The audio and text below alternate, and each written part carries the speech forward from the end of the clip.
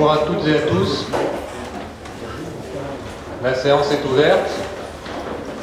Auparavant, je voudrais rappeler au public qu'il n'est interdit de manifester, que ce soit pour applaudir ou faire des commentaires. Donc je n'hésiterai pas à sanctionner des comportements débordants. Je rappelle aussi aux élus que les débats peuvent être vifs, mais que je souhaite qu'ils soient toujours empreints de respect. Je vous remercie par avance. Madame Maes va procéder à l'appel.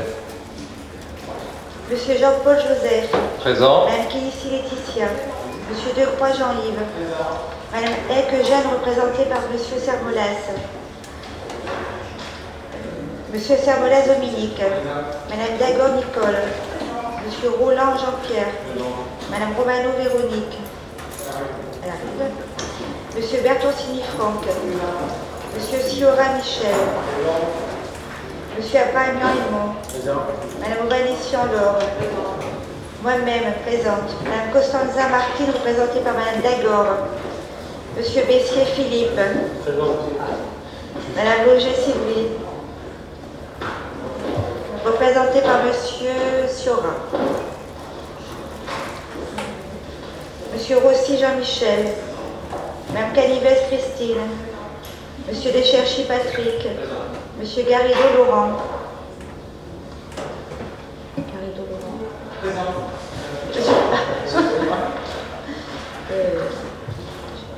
Monsieur Corbani Bruno.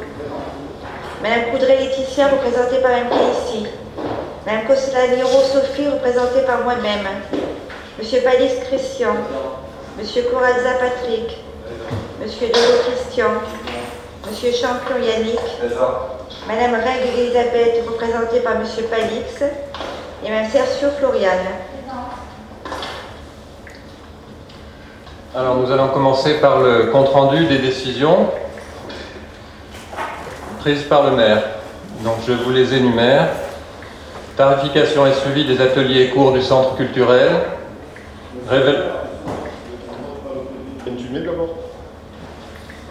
Le PV du 28 mai.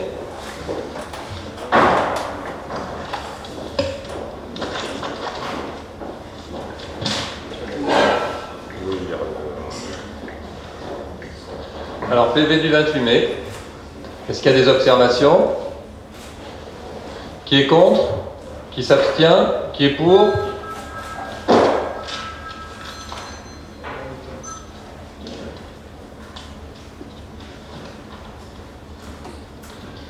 Réévaluation des tarifs d'inscription école de musique.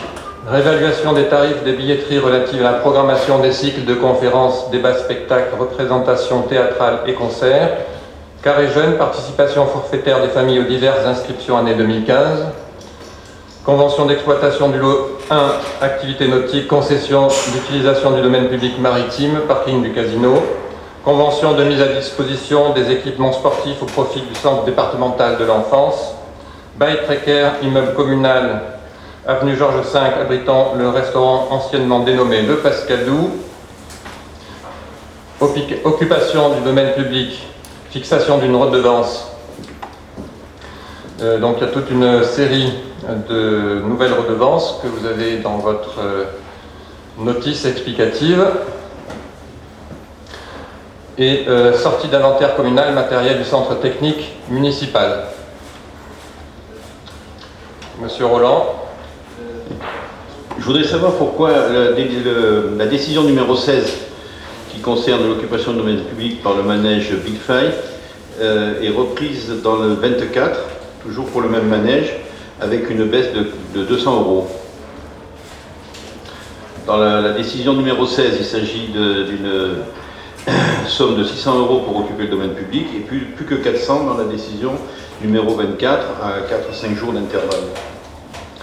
C'est dans le but de favoriser ce genre d'attraction. Merci. Alors, nous allons commencer par la délibération numéro 9. Pourquoi ce changement?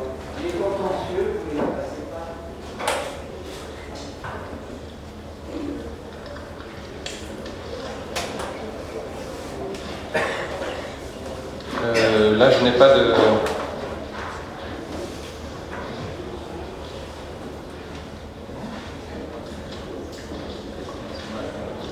Je n'ai pas de contentieux, là. Ah bon? Ben, nous, on en a. Alors, est-ce On en qu'on a peut me quatre. faire passer les contentieux, s'il vous plaît?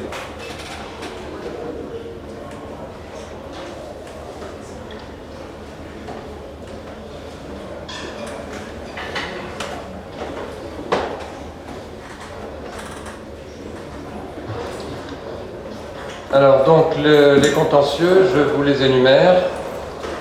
Monsieur Aldeguerri, contre commune de Bandol, permis de construire, accordé à monsieur et madame Montaigu. Monsieur Lionel Jaquinta, commune de Bandol, recours en annulation à l'encontre de l'arrêté du maire portant position à déclaration préalable. Messieurs Champion, Clisio, Travieux, Chinaise, commune de Bandol, permis d'aménager. Monsieur et madame Bonnet, Alain, commune de Bandol, permis d'aménager. Voilà pour les contentieux.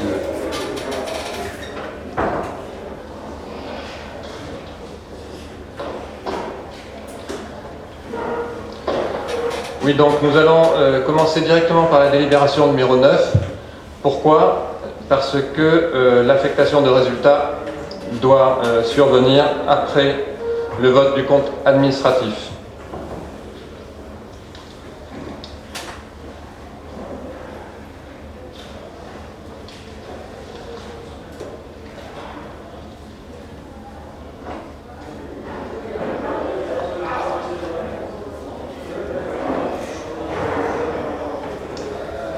Alors, délibération numéro 9, budget principal, approbation du compte de gestion 2014. Je ne vais pas vous lire la délibération dans son entier, mais simplement, on veille à chaque fois à ce que le compte de gestion soit parfaitement conforme au projet de compte administratif qui va vous être soumis ensuite. Donc, si personne n'a d'observation, qui est contre? Qui s'abstient? Qui est pour?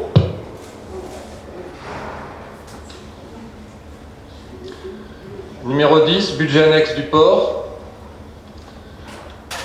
Approbation du compte de gestion. Qui est contre? Qui s'abstient? Qui est pour?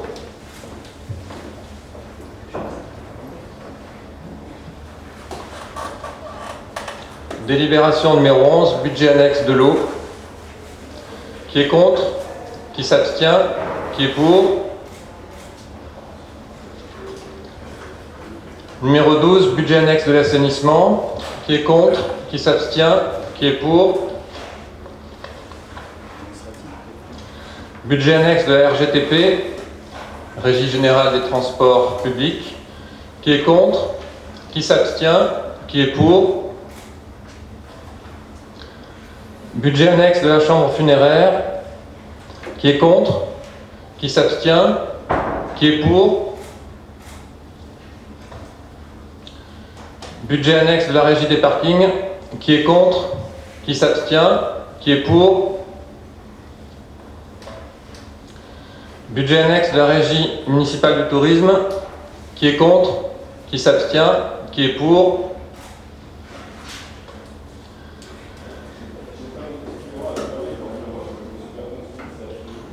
Non, il a levé la main un peu précocement. Voilà, donc nous allons passer à la délibération numéro 17, budget principal, approbation du compte administratif 2014. Donc je vous propose de désigner comme président de séance le rapporteur, c'est-à-dire M. De Cherchy. Si personne n'y voit d'inconvénient, je passe la parole à M. De Cherchy.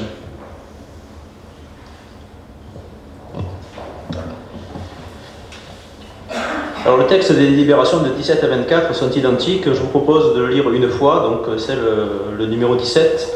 Et donc ensuite, à l'issue de cette lecture, donc je laisserai la parole à M. le maire donc, pour qu'il nous expose le rapport de présentation des comptes administratifs 2014. Je vous propose également de débattre donc, à la suite de ces délibérations, donc les unes après les autres, et de ne pas demander à Monsieur le maire de sortir entre chaque délibération, et de lui demander de sortir à la fin donc, de ces délibérations, donc de la 17 et de la 24, et nous voterons ensuite donc, les délibérations les unes après les autres. Alors, vu le Code général des collectivités territoriales, et notamment ces articles L 2121-14, L 2121-21, L 2121-29, relatifs à la désignation d'un président autre que le maire pour présider au vote du compte administratif et aux modalités de scrutin pour le vote des délibérations, vu l'article L 1612-12 du Code général des collectivités territoriales qui dispose que le vote de l'organe délibérant arrêtant les comptes doit intervenir au plus tard le 30 juin de l'année suivant l'exercice, vu le Code général des collectivités territoriales et notamment son article L 2121-31 relatif à l'adoption du compte administratif et du compte de gestion, vu le compte de gestion de l'exercice 2014 dressé par le comptable, délibérant sur le compte administratif de l'exercice 2014 établi par l'ordonnateur, après s'être fait présenter le budget primitif et les décisions modificatives de l'exercice considéré, le conseil municipal donne acte de la présentation du compte administratif 2014 du budget principal de la commune, lequel peut se résumer ainsi qu'énoncé dans la maquette budgétaire figurant en annexe. Constate les identités de valeur avec les indications portées au compte de gestion de l'exercice 2014, le résultat d'exploitation, le fonds de roulement du bilan d'entrée et du bilan de sortie, les débits et crédits portés à titre budgétaire aux différents comptes. Reconnaît la sincérité des restes à réaliser. Le conseil municipal transforme en délibération les propositions du rapporteur après que, conformément à l'article L 2121-14 du Code général des collectivités territoriales, Jean-Paul Joseph, maire responsable de l'exécution du budget 2014, se soit retiré.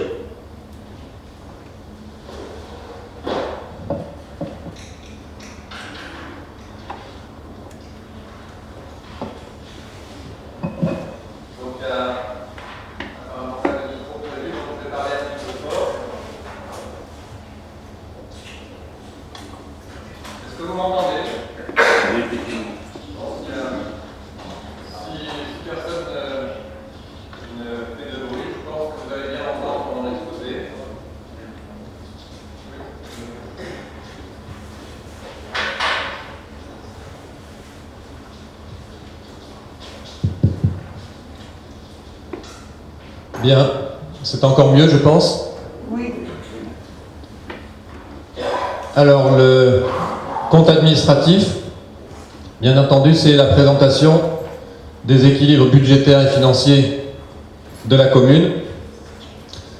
Pour la section de fonctionnement, en dépenses et en recettes, et pour la section d'investissement, également en dépenses et en recettes. On reviendra sur la capacité d'autofinancement et la capacité de désendettement et la dette. Diapo suivante. Alors le compte administratif, pour simplifier, c'est la présentation de ce qui a été réellement réalisé par rapport à ce qui était prévu au budget primitif. Et on compare les deux. Diapo suivante. Alors, je vais insister sur les points importants. Celui-ci, c'est un point capital. C'est l'évolution des charges à caractère général entre 2013 et 2014. Et vous constatez, je l'ai déjà dit à plusieurs reprises, vous constatez qu'un effort considérable a été fait pour maîtriser ces charges à caractère général.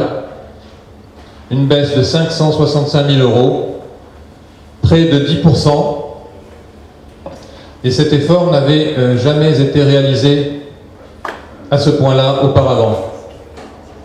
Diapo suivante.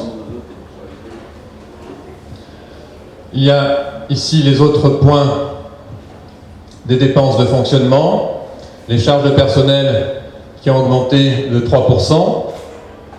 Et cette augmentation est inférieure à la moyenne des 6 dernières années. Donc il y a eu un effort également à ce niveau-là. Je rappelle que au cours de l'année 2014 et depuis le début de cette mandature, en 2014, il y a eu 0 embauche. Et 5 contrats n'ont pas été renouvelés. Le chapitre 014, donc, sont des dépenses incompressibles. Le chapitre 67, ce sont des charges exceptionnelles, donc liées à la réquisition de Bronzo et à un protocole transactionnel. Et le 65, qui sont les autres charges de gestion courante, une augmentation, mais qui est liée essentiellement à l'augmentation de la facture concernant le syndicat d'électricité. Diapo suivante, voilà. Donc là, vous voyez sous forme de camembert ces fameuses dépenses de fonctionnement. Et j'attire votre attention sur la partie orange, qui sont les dépenses de personnel. Donc aujourd'hui, nous sommes, malgré l'absence d'embauche l'an passé, à près de 50%, alors qu'au début de la mandature précédente, nous étions à 43%. Donc nous allons éviter, autant que faire se peut, les erreurs du passé. Diapo suivante. Là, ce sont les dépenses par fonction. Auparavant, c'était la présentation par nature, donc je ne vous détaille pas. Diapo suivante. Là, c'est sous forme d'histogramme, la même information. Là, on est passé aux recettes. Donc là, vous avez l'histogramme des recettes de fonctionnement. Alors, on va... Pardon. Donc, on va passer à la diapo suivante. Diapo suivante. Voilà, donc les recettes de fonctionnement. Là où je pense qu'il faut insister beaucoup, c'est sur le chapitre 74, la perte de dotation globale de fonctionnement entre 2013 et 2014, 219 000 €, ce qui est déjà très important. Et je reviendrai ensuite sur ce qui nous attend, c'est-à-dire à peu près 400 000 € de baisse en 2015, 800 000 € de baisse en 2016 et 1,2 million de baisse en 2017. Là, c'est le chapitre 75. Je pense qu'il y a une erreur. Voilà, bon, peu importe. J'insiste pas sur toutes les recettes. Chapitre 78, c'est une recette exceptionnelle. Recette exceptionnelle liée à la reprise de provision de 1 500 000 € pour le remboursement de partouche. Ce qu'il faut savoir, c'est qu'en 2013, il y a eu comme recette exceptionnelle cette reprise de provision d'1,5 million et également le produit de l'avenant avec le casino qui a permis de recevoir à peu près précisément 750 000 €. Donc 2 250 000 € de recettes exceptionnelles en 2013 qui ont donné sur le compte administratif 2013 une impression relative que ça allait pas trop mal. Mais ça n'était déjà pas le cas. Diapo suivante. Celle-ci est capitale. J'attire votre attention sur cette diapositive. C'est le résultat de la section de fonctionnement. Et là, vous constatez qu'il y a un déficit sur la section de fonctionnement qui est de 268 530 €, alors même, comme je le disais tout à l'heure, que les charges à caractère général ont baissé de manière très importante. Donc je vous laisse imaginer quel aurait été le déficit s'il n'y avait pas eu cet effort réalisé en 2014. Donc pour ceux qui proposent sans arrêt de dépenser à tout va, je leur demande de regarder attentivement ce résultat.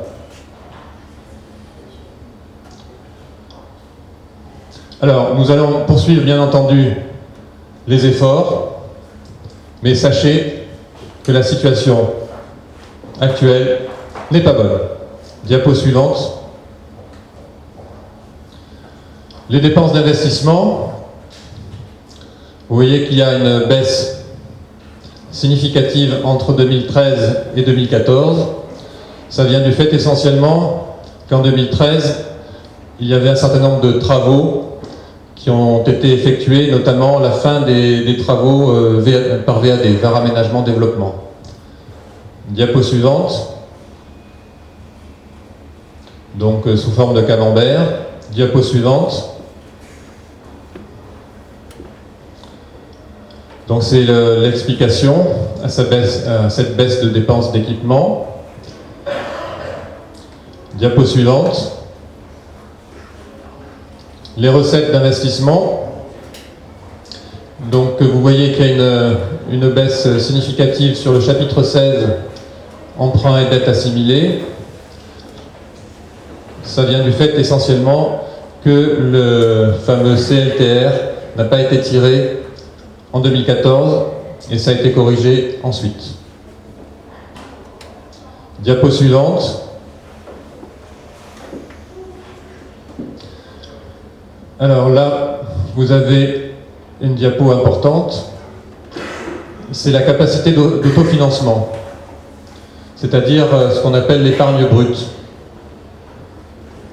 Et vous voyez que cette épargne a chuté de manière vertigineuse en 2014. Et encore une fois, malgré les efforts qui ont été réalisés. On est passé de 800 000 euros à 132 000 euros. Cette épargne, bon, bien entendu, c'est la différence entre les recettes et les dépenses.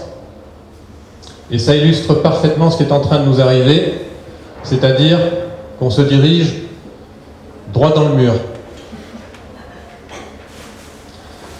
L'épargne brute, il faut savoir qu'elle nous sert à rembourser le capital de la dette et ensuite à investir. Donc là, vous comprendrez aisément que si on ne fait pas un effort très important sur les dépenses, nous allons effectivement arriver à une impasse. Diapo suivante. Alors je pense que cette diapo va plaire particulièrement à M. Rossi qui aime beaucoup mes courbes. Donc vous avez la capacité de désendettement.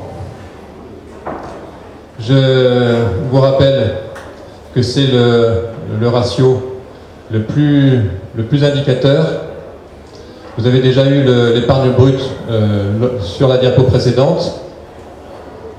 Et là, ça illustre encore une fois parfaitement la situation financière extrêmement délicate de notre commune. La capacité de désendettement, je vous le rappelle, c'est le nombre d'années qu'il faudrait pour rembourser la totalité de notre dette si nous y consacrons la totalité de notre épargne. Et vous avez vu sur la diapo précédente que notre épargne fond comme neige au soleil, malgré les efforts considérables. 2012, 5 années. 2013, pas tout à fait 13 années. 2014, 57 années. Et il faut savoir que la zone frontière se trouve à peu près à 12 années.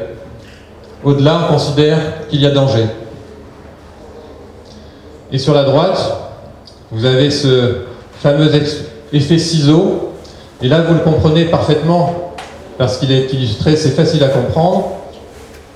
Représentez-vous des ciseaux. En rouge, ce sont les recettes de fonctionnement. En bleu, ce sont les dépenses de fonctionnement. Jusqu'en 2014, les recettes étaient largement supérieures aux dépenses, de plusieurs centaines de milliers d'euros. En 2014, il se produit l'inverse. Et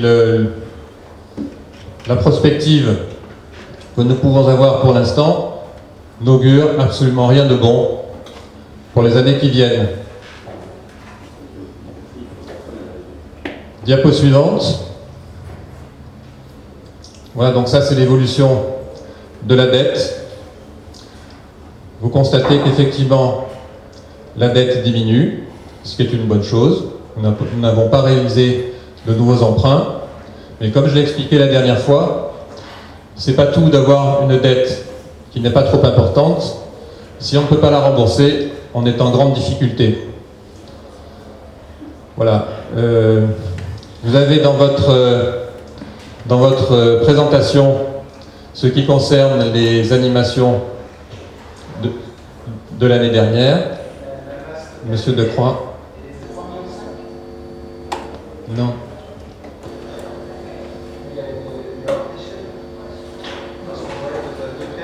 Aux alentours des 9 millions.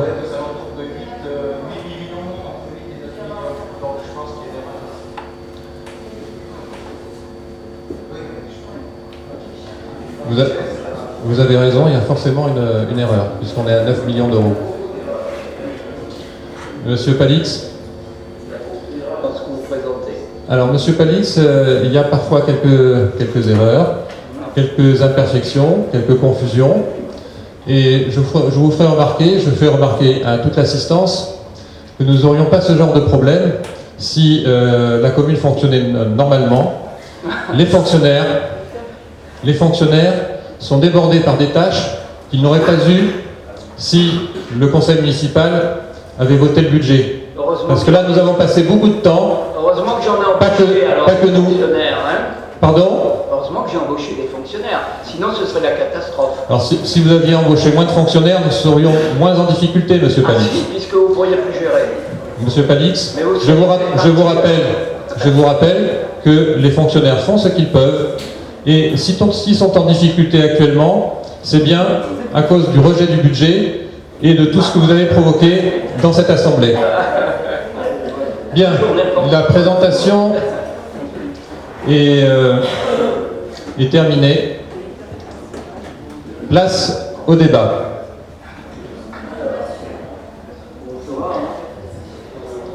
Alors, ce sont les animations de l'année dernière.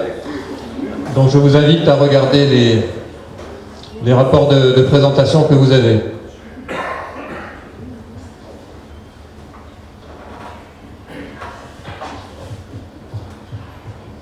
Donc le débat est ouvert. Monsieur Palix, si vous voulez prendre la parole.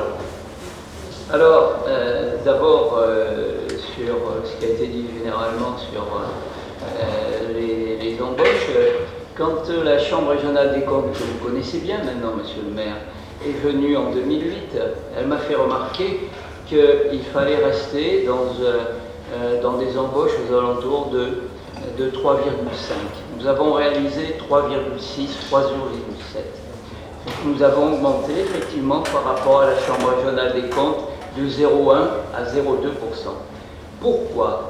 Eh bien parce que vous cachez des embauches qui sont nécessaires à la vitalité de Bandol.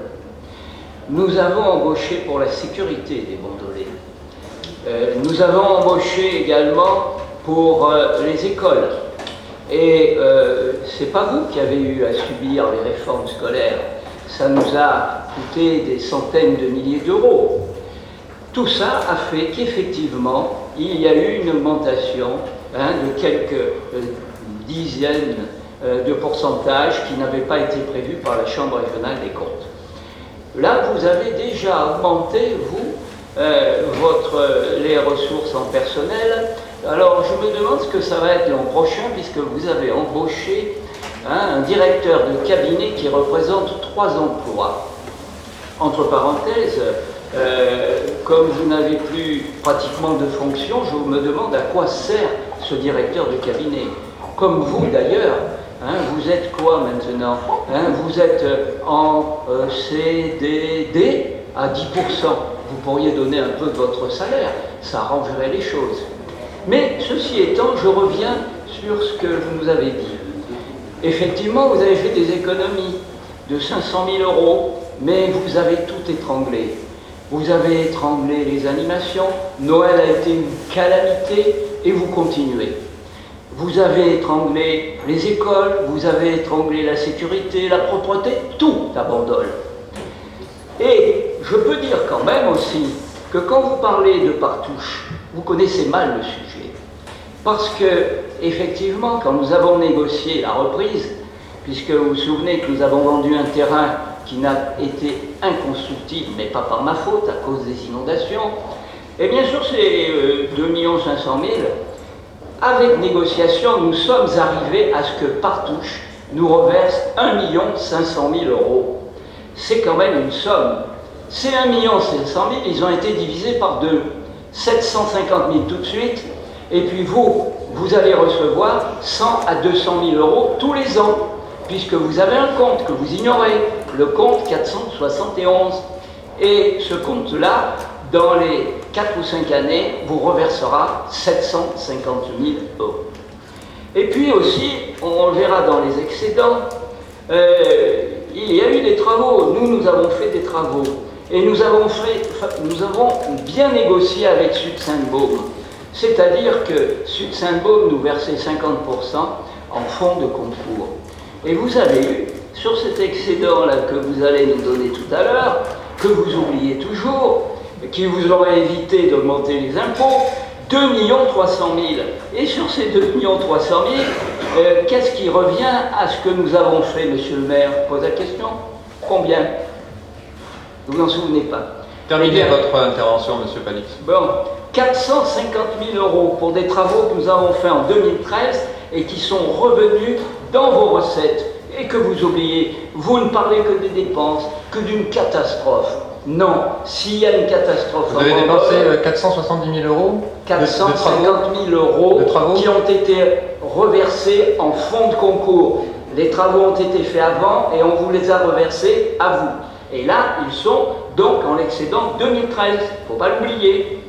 Donc, quand vous parlez de catastrophe, je trouve que vous avez une très mauvaise analyse et que ce catastrophisme, eh bien, il est de votre part et il n'a rien à voir avec la gestion que nous avons laissée et de ce que vous avez réalisé pendant cette année.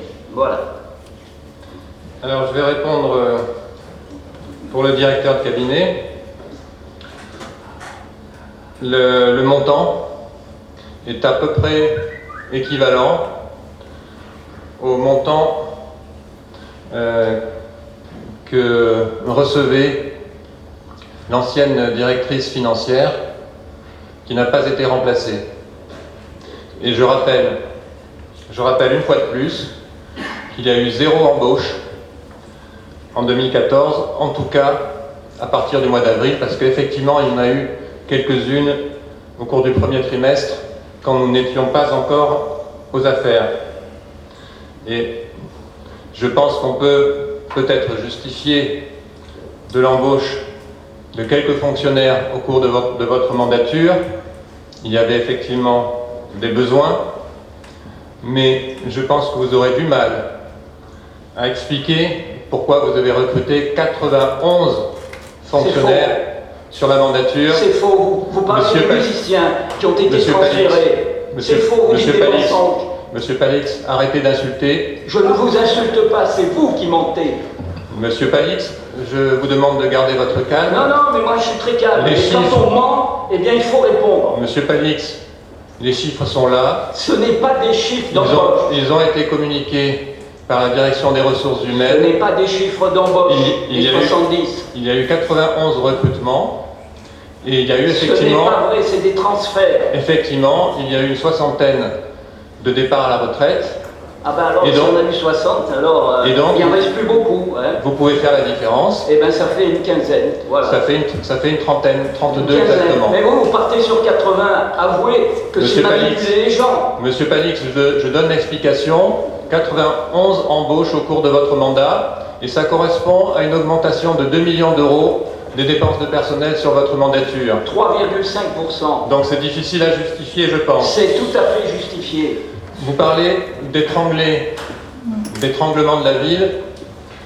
Je pense avoir apporté la démonstration qu'il ne s'agit pas d'étranglement, mais simplement d'économies absolument nécessaires. Ah oui, en assassinant.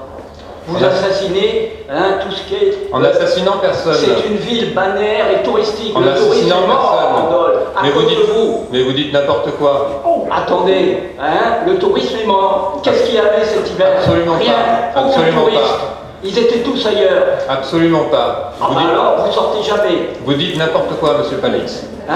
Vous venez qu'avec la coupe de champagne à minuit, Mais- où il y a 10 personnes sur la place. C'est ça le tourisme, hein? Monsieur Palix, vous faites allusion à quoi, là? À vous, quand vous êtes venu le jour de l'an, vous avez dit bandolés, venez tous sur la place, on va échanger le verre de champagne. C'est- Ils étaient 10 avec vous. C'est tout ce que vous avez comme argument, monsieur Ah Palix? non, c'est vous qui le dites. Le Bon, je pense tourisme. qu'il faudrait revenir un petit peu aux choses sérieuses. Bon, allons-y. Je pense avoir bien démontré qu'il y avait besoin de faire des économies. Et contrairement à ce que vous laissez penser, il n'y a pas eu de baisse significative sur les dépenses fondamentales en direction des jeunes, en direction des personnes âgées, en direction des priorités. Et priorité, hein? Qu'est-ce que c'est? Le tourisme, c'est pas une priorité? Monsieur Palix, au niveau du tourisme, nous avons engagé des actions, vous allez en voir le bénéfice, des actions qui sont positives. Il va y avoir cette année, chaque semaine, un pot d'accueil pour les touristes. Les horaires d'ouverture ont été étendus. Vous pouvez aller à Et l'hôpital. la boîte de Vous nuit pouvez aller, démontable, où elle est? Monsieur Palix. Attendez, pour les jeunes, vous avez dit une boîte de nuit démontable, où elle est? Alors, monsieur Palix, pour pouvoir lancer un projet, pour pouvoir mettre en œuvre des promesses de campagne, il faut être aussi dans la mesure de le faire. Ah bon, Et pour cela, évident. il y a besoin d'un comportement normal du conseil municipal. Ah ben voilà, c'est Et tout ça n'est déjà pas- bon, sauf vous. Et ça n'est pas en refusant de voter les dépenses d'investissement au début d'année, ce que je demandais, dans la limite du quart de ce qui est autorisé, comme ça se faisait chaque année sous votre mandat. Ça a été refusé par l'ensemble du conseil municipal et nous avons été bloqués pendant 6 mois. Il y avait 50 000 € de dépenses d'investissement qui avaient déjà été effectuées sur le budget général et nous n'avons pu faire aucune autre dépense. Donc je souligne encore une fois la situation de blocage dans laquelle nous nous trouvons. Pour ce qui est de l'excédent, Merci. je vous passerai la parole, Madame Kilissi, il n'y a aucun souci. C'était juste pour répondre sur ça. En ce qui concerne l'excédent, je pense avoir bien démontré que cet excédent fond comme neige au soleil et ce qu'a décidé le préfet, c'est-à-dire l'augmentation de 8,3% de vos impôts, c'est le témoin d'une situation pour le moins délicate pour notre commune. Et je tiens à vous dire dès à présent que la politique, celle que je mène, la politique budgétaire et financière, va se trouver confortée dans le sens des économies, tout en privilégiant les actions principales pour notre ville, mais il est hors de question que je gaspille l'argent des bandolés. Je vous donne un exemple. En ce qui concerne notre budget, il a été revu effectivement à la baisse par la Chambre régionale des comptes. Il y aura effectivement un budget supplémentaire. Lors de la proposition que j'avais faite de budget, il y avait un effort supplémentaire de 1,77% de baisse sur les charges à caractère général. Ça ne s'appelle pas étrangler la ville. Une commune voisine qui n'est pas connue pour sa mauvaise gestion a vu dans son budget pour 2015 une baisse de 2,6% des dépenses à C'est caractère Ribot. général. C'est Ribot. Monsieur Palix, vous parlez sans savoir, ça n'est pas Ribou. Ça n'est pas Ribou. Ils ont pas 50 personnels. Hein, C'est une ville qui a plus de personnel que vous. Vous comparez toujours des villes qui ne sont pas comparables. Ribou avec 50 habitants et vous comprenez Monsieur ça n'a rien avec Palix, Monsieur Palix. Vos comparaisons. Monsieur Palix, il ne s'agit pas de Ribou. Monsieur Palix, arrêtez de parler pour ne rien dire. C'est vous qui Il ne s'agit pas de Ribou. comparez Ribou et Sanary.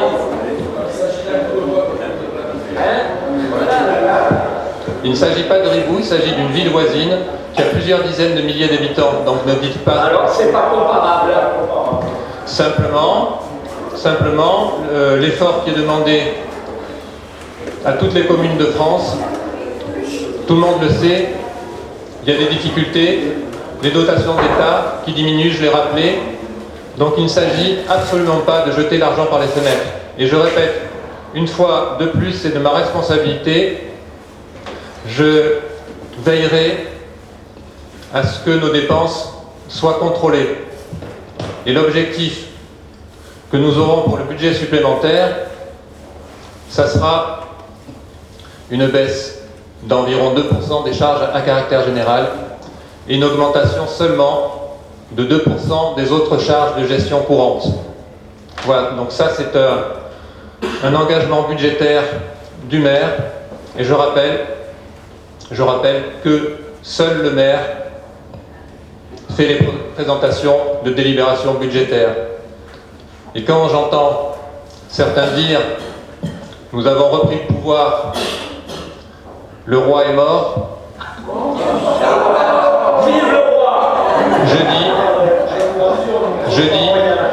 je dis, c'est n'avoir rien compris au fonctionnement d'une commune. Madame Kilissi, vous vouliez ajouter quelque chose?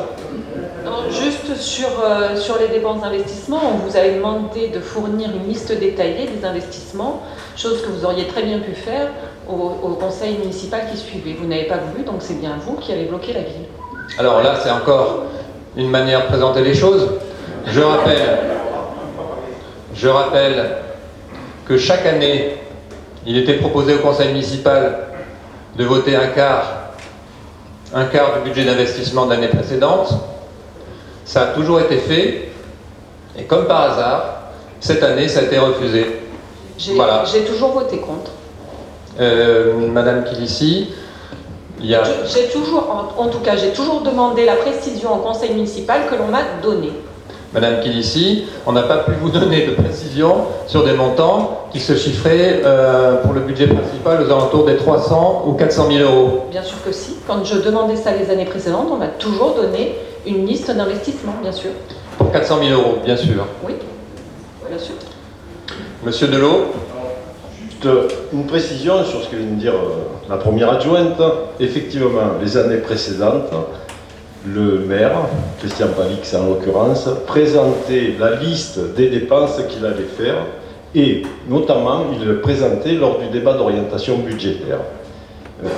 L'autre fois, vous aviez évoqué ce sujet, j'ai repris tous les budgets, tous les débats d'orientation budgétaire et j'ai retrouvé la liste que nous procurait le maire. Et donc, quand il fallait voter le cas, on le votait parce qu'on savait de quoi on parlait. Vous avez refusé de nous présenter la liste des investissements que vous souhaitiez faire. Nous avons dit, présentez-nous, on votera. Vous avez présenté 50 000 euros, dont notamment le chauffe-eau de l'école qui n'a pas été changé à ce jour. Qui n'a pas été changé. Le résultat, laissez-moi finir. Le résultat, c'est que votre refus de voter ces investissements nous a bloqués pendant 6 mois. C'est faux. C'est faux. C'est votre refus de nous présenter la liste des investissements. Vous cherchez une fois de plus tous les moyens je suis possibles quelqu'un de pragmatique pour mettre en et de difficulté le rigoureux. maire. Je suis quelqu'un de pragmatique et rigoureux. Je respecte la loi. Vous votez un quart, on peut le faire dans la mesure où vous nous présentez la liste des investissements. Ceci étant dit, maintenant, je vais vous dire, dans ce que vous venez de dire, j'ai relevé quelques contradictions. Vous avez dit notamment, alors si vous doutez de ce que je vous dis, vous pouvez revoir la vidéo, vous avez dit notamment, nous ne sommes pas en capacité de nous désendetter. Or, vous nous montrez entre 2013 et 2014 une baisse de la dette. Donc, c'est que nous sommes en capacité de nous désendetter. Monsieur Delot. Non mais attendez, Monsieur Delot. Laissez-moi finir. Monsieur Delot. Oui. Monsieur Delot. Laissez-moi finir, s'il vous plaît. Non mais moi, je finis de quand parler. vous dites ça, ça veut dire que vous n'avez pas compris ce que j'ai expliqué. Je vous remercie de faire remarquer que je suis mal comprenant. De la même façon, quand vous parlez des charges personnelles, les charges personnelles, 50% à Bandol. Dans la moyenne nationale des villes de la même strate, moi je ne compare pas, ça n'arrive. Je prends les chiffres du ministère des Finances, la moyenne nationale des villes de la même strate, alors c'est le ratio numéro 7, Oui. les ratios que nous donne le ministère des Finances. Bandol, 50%. La moyenne nationale des villes de la même strate, 56,6%. Dépenses personnelles sur les dépenses de fonctionnement. Donc nous faisons 6,6% de mieux que les villes de la même strate. C'est pas une raison. Et attendez, Ce n'est pas une raison. Vous allez m'interrompre. Ce n'est à chaque pas une fois. raison pour embaucher à tout va quand ce n'est pas nécessaire. Laissez-moi finir. Parce que, ensuite, vous dites l'excédent fond comme neige au soleil. Bon, l'excédent, il était en 2013, voté, CA 2013, voté en 2014, de 2 638 000. L'excédent du CA que vous nous proposez est de 2 356 000. C'est-à-dire qu'il a fondu de 282 000. J'estime que ce n'est pas fort, on est comme neige au soleil. 282 000. Monsieur Je Delon. finis, s'il vous plaît. Laissez-moi finir. Voilà. 282 000, il était de 2 638 000 en 2013, 2 356 000 en 2014. C'est-à-dire qu'à ce rythme-là, on en a pour plus de 8 ans. Donc, plus de 8 ans, ça veut dire qu'on aura le temps, effectivement. Nous avons eu des contraintes budgétaires qui ont été la mise en place des rythmes scolaires, qui ont été la mise en place de... L'État s'est désengagé, c'est clair. À un moment, il fallait, de 2008 à 2014, l'État s'est désengagé, il fallait prévoir des dépenses supplémentaires. Aujourd'hui, j'ose espérer, à part la diminution de la DGF, que l'État ne se désengagera pas plus, ce qui nous laissera 8 ans pour pouvoir mettre le budget en équilibre. Voilà. Moi, votre effet ciseau, vous voyez, vous êtes quelqu'un d'alarmiste. Vous appelez tout le monde en disant on est dans une situation catastrophique, on ne peut plus se désendetter, on ne peut plus... En plus, vous utilisez Vous avez terminé, monsieur Delot ? Non, je finis. En plus, vous utilisez un ratio qui n'est pas reconnu par le ministère des Finances, qui est la capacité d'autofinancement, parce que c'est un ratio aléatoire. Et ça, discuter avec le ministère des Finances, c'est un ratio aléatoire qui ne peut pas être pris en compte. Et la preuve, c'est qu'il ne fait pas partie des 10 ratios. Alors on peut sortir, je peux vous sortir un ratio moi aussi, et puis vous allez dire à Bandol, c'est le paradis, tout est bien. Voilà, il faut être sérieux. Alors comme par hasard, ce ratio de la capacité de désendettement, il est utilisé par les communes voisines les plus importantes qui le mettent en tête des paramètres et dire que l'excédent a baissé de 300 000 € entre 2013 et 2014, ça n'est pas linéaire, monsieur Delot. Il n'y aura pas 300 000 € chaque année si nous ne prenons pas des précautions très importantes.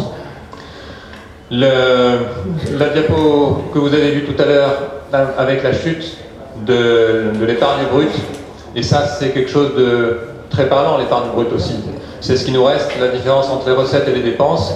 C'est ce qui nous permet de rembourser la dette. Et vous avez vu que entre 2013 et 2014, ça tombait de 800 000